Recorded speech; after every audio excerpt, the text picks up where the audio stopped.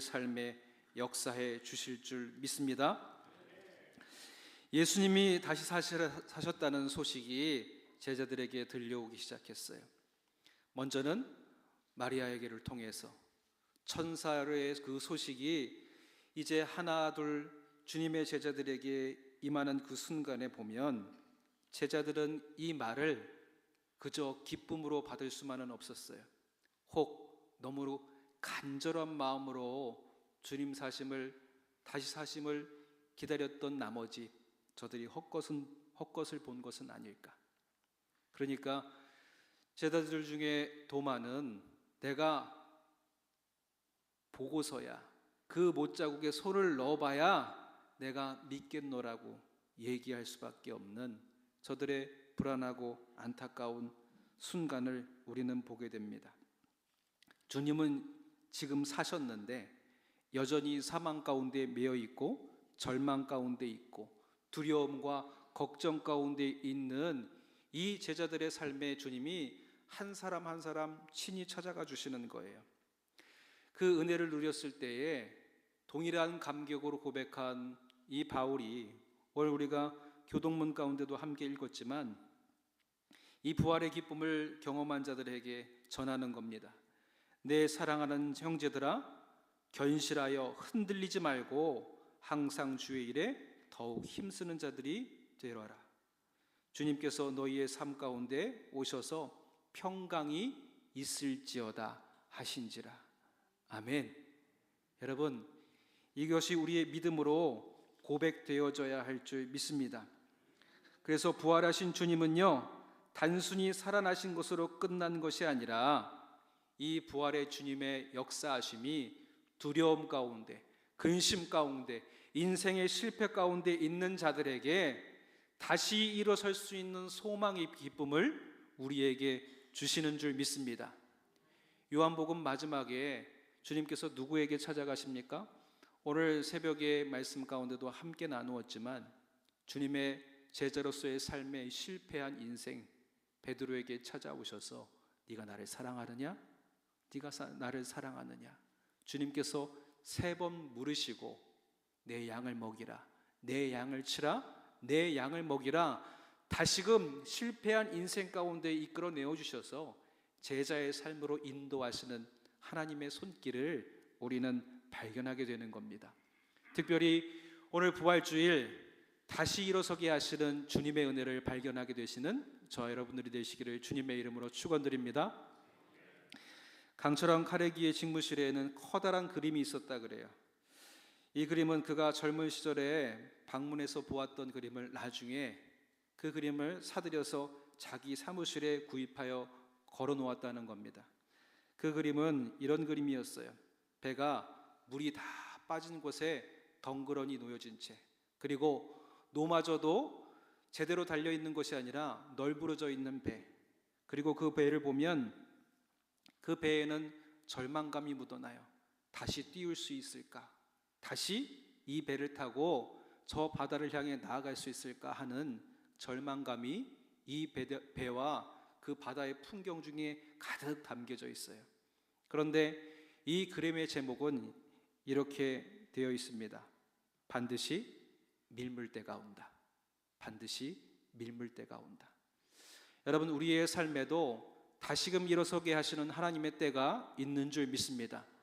전도서 3장에도 말씀하시지요. 모든 때에 하나님의 때가 있으니 우리가 전쟁할 때에도 있고 평화를 이룰 때도 있고 또 찢을 때도 있으면 싸맬 때도 있고 또 씨를 뿌릴 때가 있으면 거둘 때가 있다. 모든 것이 하나님의 때에 이루어지니 내 때에 이루어지는 평화를 누릴 때 이 모든 것이 주님의 은혜이요 주님의 선물이라 고백하게 됩니다. 여러분, 우리가 때로는 실패와 실망 가운데 있었을지라도 이를 하나님께서 새롭게 역사하여 주셔서 다시금 일어서는 은혜의 때로 인도하심이 반드시 있게 됨을 여러분 믿으시기 바랍니다. 언제나 주님께서도 내 삶에 밀물의 때를 허락하여 주셔서 저 큰 바다로 나아갈 수 있는 희망의 노를 저을 수 있는 그 때를 내게도 허락하여 주신다는 거예요. 여러분, 우리의 인생의 좌절과 절망 가운데 주님께서 베드로에게 찾아오셔서 그를 위로하고 먹이신 것처럼 이 은혜가 내 안에 있다면 여러분, 우리도 언제든지 다시금 일어설 수 있지 않을까요? 여러분, 모세가 마지막 자신의 인생에 얼마 남지 않은 순간에 하나님을 찾아서 그를 붙들고 기도하는 장면이 시편 90편에 이렇게 기록되어 있어요. 길지만 제가 여러분들에게 읽어드리겠습니다. 그 마지막 때에 환난 가운데 소망을 붙들고자, 하나님을 붙들고자, 새로운 미래와 희망을 보고자 하는 모세의 심정을 가슴에 새기시면서 한번 들어보시기 바랍니다. 우리의 모든 날이 주의 분노 중에 지나가며 우리의 평생이 순식간에 다하였나이다. 우리의 연수가 70이요 강건하면 80이라도 그 연수의 자랑은 수고와 슬픔뿐이요 신속히 가니 우리가 날아가나이다. 누가 주의 노여움의 능력을 알며 누가 주의 진노의 두려움을 알리이까? 우리에게 우리날 계수함을 가르치사 지혜로운 마음을 얻게 하소서. 여호와여 돌아오소서. 언제까지니이까? 주의 종들을 불쌍히 여기소서.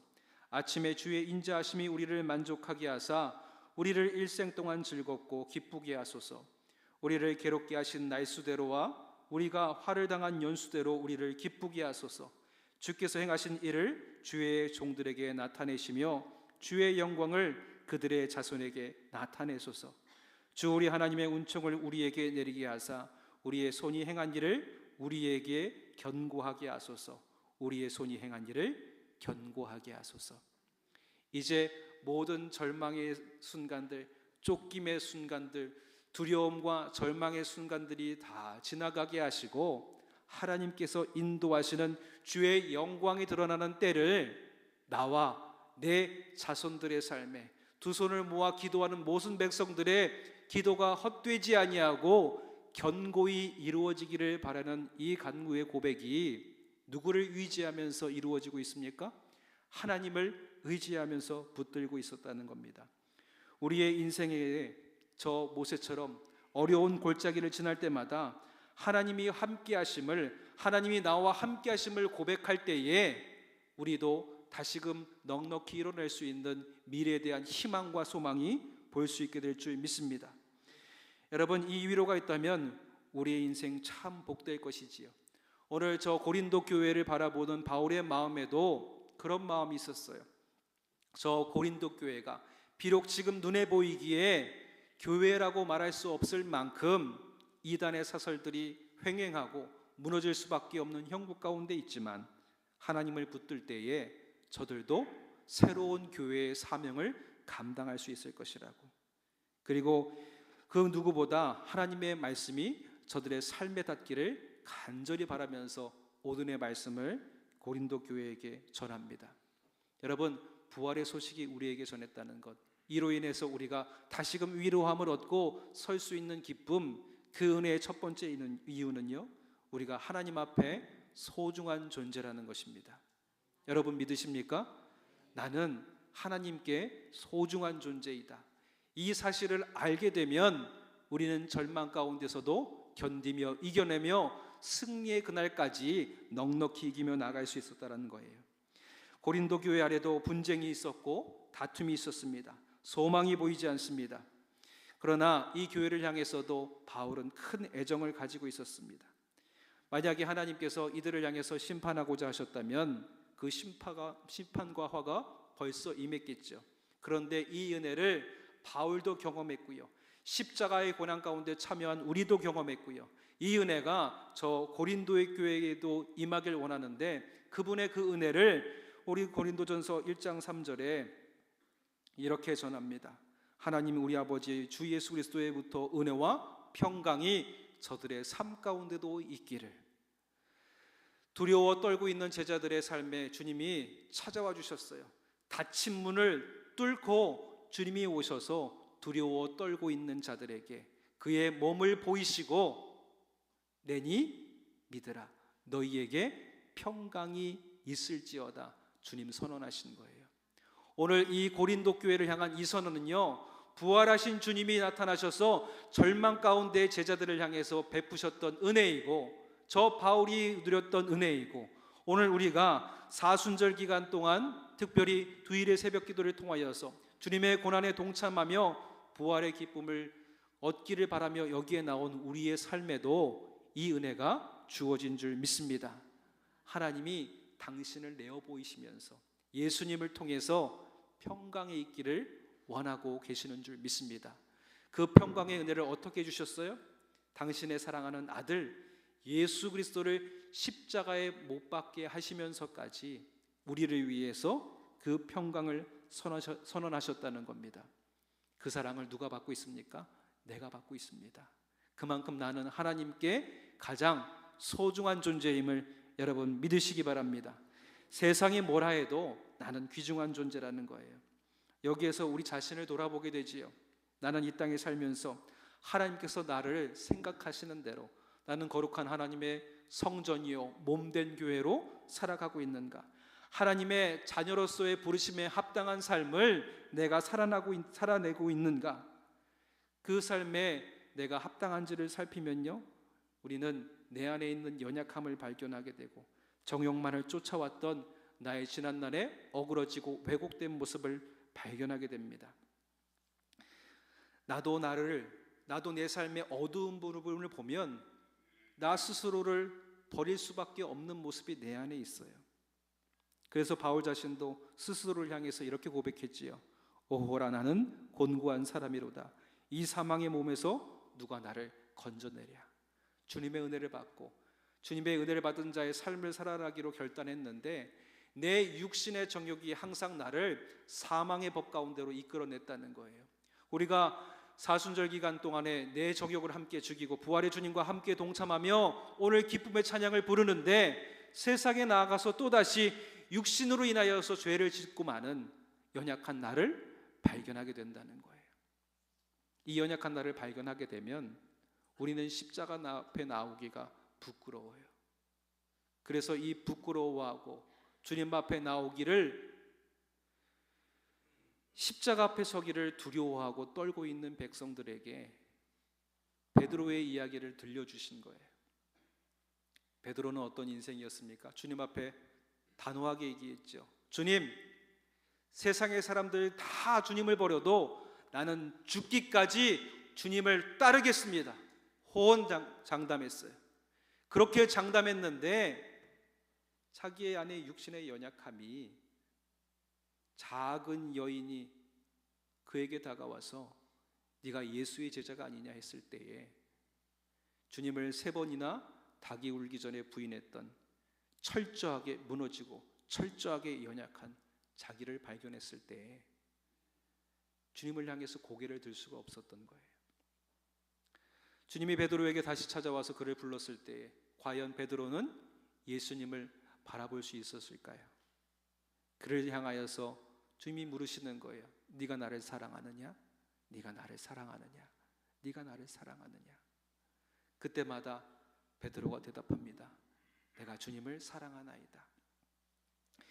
이 주님의 물으심과 답을 들을 때 우리는 생각하는 거예요. 주님은 진짜 네가 나를 사랑하느냐 묻는 것이 아니라 네가 연약할지라도 나는 너를 죽기까지 사랑하노라. 이게 주님의 은혜이고 주님의 사랑인 줄 믿습니다. 그러니까 나를 이렇게 사랑하시는 주님의 그 은혜를 발견하면 우리는 다시금 일어설 수 있는 거예요.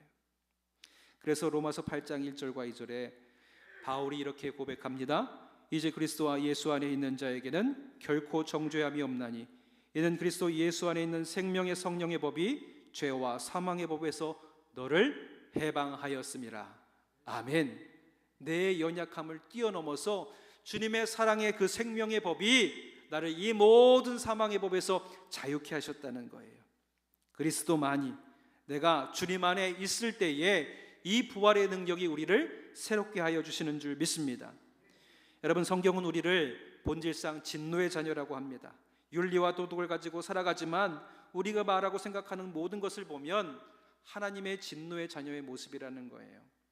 우리가 죄를 짓기 때문에 죄인이 아니라 죄인이기 때문에 죄를 짓고 살아가는 연약한 모습이 우리 안에 있다라는 것이지요.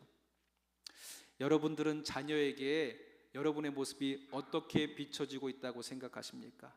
하나님 앞에 올바른 신앙을 살아내는 부활의 성도의 모습으로 비춰지고 있을까요? 어느 날 초등학교의 시험 문제에 이런 문제가 나왔습니다.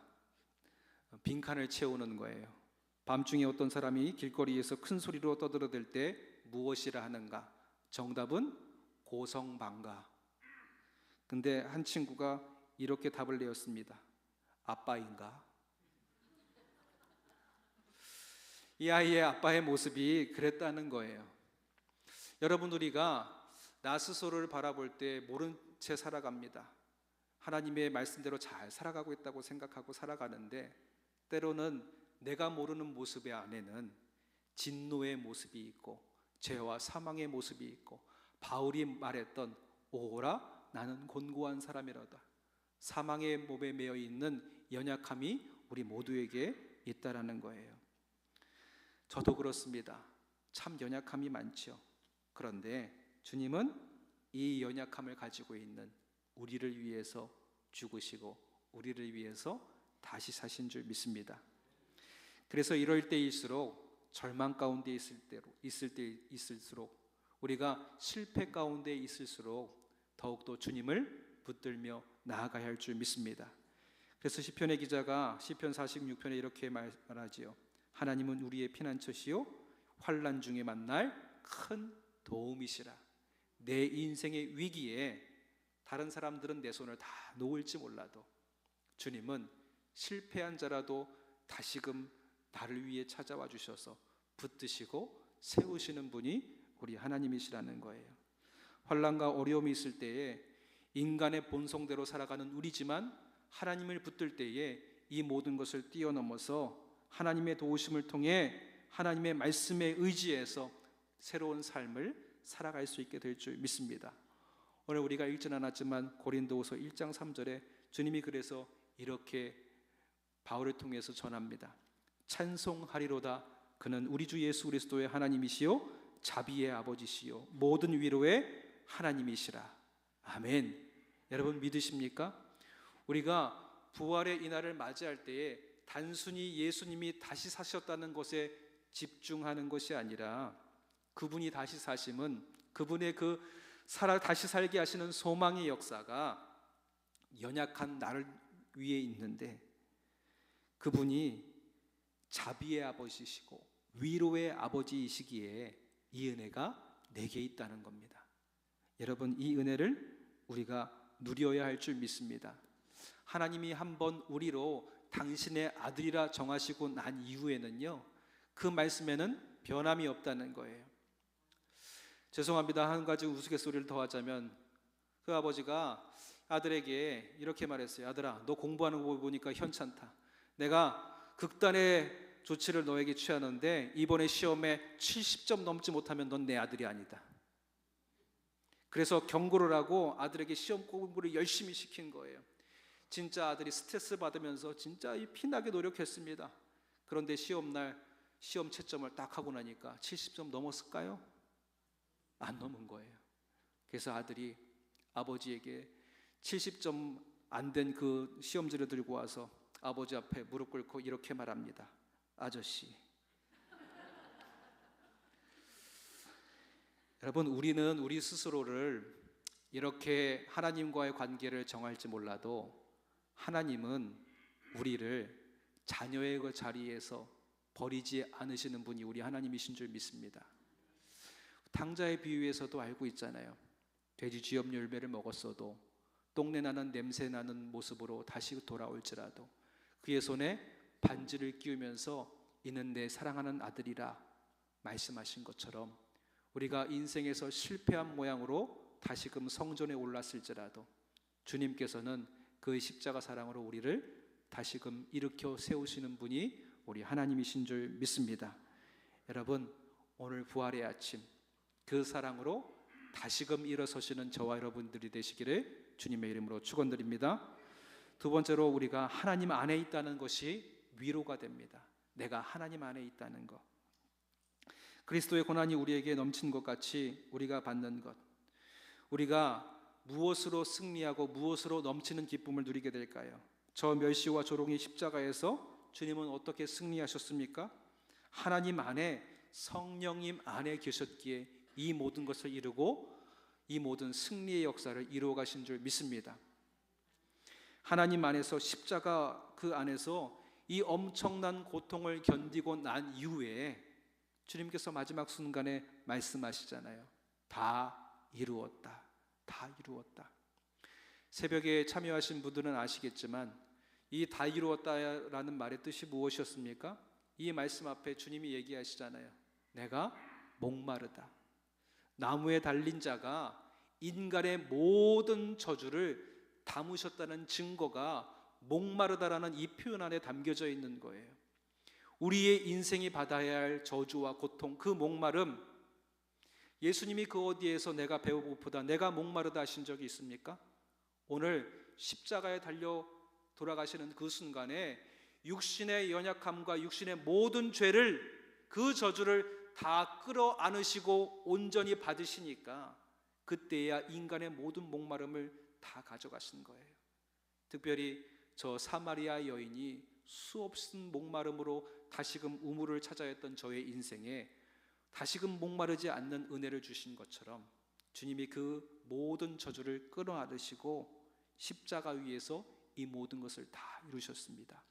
내가 받아야 할 고통, 내가 받아야 할 연약함, 주님이 다 가져가셨다는 거예요. 그러니까 주님이 우리에게 말씀하시는 거예요. 너는 생명을 살아내라. 너는 생명을 살아내라. 너의 모든 죄가와 저주는 내가 가져갈 테니까 너는 오늘 새로운 삶을 살아내라. 조선 건국의 역사 가운데 이성계가 조선을 건국하고 그 뒤에 이방원이 왕자의 난을 통해서 피비린내 나는 그 전쟁을 통해서 왕위에 오르고요. 강력한 왕권을 구축하고 그 다음 왕에게 왕위를 물려줍니다. 그러면서 두 번째 왕위의 자기 다음에는 피비린내가 나는 전쟁이 일어나지 않도록 자기 손에 다 피를 묻혔다는 거예요. 이 왕의 마음, 아버지 왕이 이 마음을 통해서 아들을 향한 사랑이 비록 그 시대에 잔인한 왕으로 기록되었을지라도 자기 아들에게만큼은 그 아들의 손에 피를 묻히게 하지 않기 위한 아버지의 노력이 있었다고 역사는 평가합니다. 오늘 주님이 십자가에 달려 죽으시고 다시 사심이 그 마음이라는 거예요. 당신의 아들만큼은, 당신의 딸들만큼은 이 저주 가운데서 발견되지 아니하고 생명의 삶을 살아갈 수 있도록, 여러분 그 은혜를 우리가 누리고 있는 줄 믿습니다. 하나님 안에서. 그런데 주님은 그 고난을 피하게 하시는 게 아니라 고난을 같이 더불어 통과하라고 말씀하세요. 고난을 통과해서 우리가 더욱더 단단해지고 더욱더 견고해질 수 있도록. 여러분 우리가 그 안에 있을 때에, 이 고난의 시기를 당할 때에, 고난을 통과하고 난 이후에 똑같은 고난이 내게 임할지라도 거기에 다시 넘어지는 자가 아니라 그 다음번에는 이 모든 것을 넉넉히 뛰어넘는 믿음의 견고함으로, 은혜의 견고함으로 우리가 세워지게 되는 줄 믿습니다. 그래서 우리는요, 연약한 나를 의지하는 것이 아니라 능하신 하나님을 의지하며 나아가야 할 줄 믿습니다. 베드로도 자기의 믿음의 강함을 의지했잖아요. 그런데 고난이 닥쳐올 때에 단번에 무너져요. 우리는 인정하고 가는 거예요. 나는 연약한 존재입니다. 그러나 능하신 주님을 붙들 때에 나는 넘어질지라도 아주 엎드러지지 않을 것은 주님께서 나를 끝까지 붙잡고 계시기 때문입니다. 자비의 하나님, 위로의 하나님이 실패한 인생일지라도 끝까지 나를 붙드시기에 그 하나님 안에 거할 때에 우리가 다시 살아날 수 있는 새로운 희망이 내게 있는 줄 믿습니다. 그 희망으로 다시 서시는 저와 여러분들이 되시기를 주님의 이름으로 축원드립니다. 마지막으로 우리가 사명을 붙들어야 된다는 거예요. 부활의 기쁨을 누린 자, 새로운 사명을 붙들라. 우리를 새롭게 하시는 하나님이 어떻게 일하게 하실까요?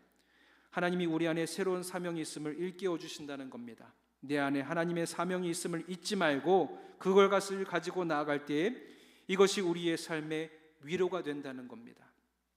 저 베드로의 실패 인생에게 마지막으로 명령하시잖아요. 내 양을 먹이라, 내 양을 치라.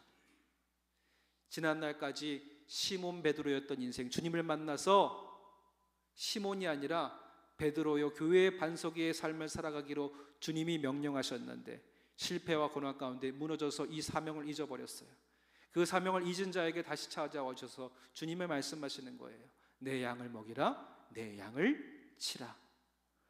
주님께서 실패한 인생일지라도 우리를 다시금 사용하여 새 일을 행하게 하시는 줄 믿습니다.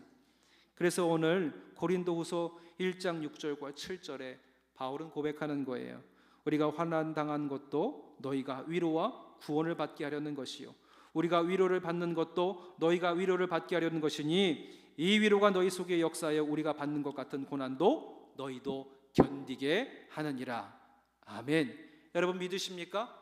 바울이 이 은혜를 누렸어요. 하나님의 백성들이 이 은혜를 누리고 고난의 시기를 지나서 이 은혜를 누렸을 때에 동일한 두려움과 걱정과 염려 가운데 있는 사람들에게 너희도 이 고난의 시기를 지나면 내가 받는 위로를 너희도 받을 것이라 전하는 거지요.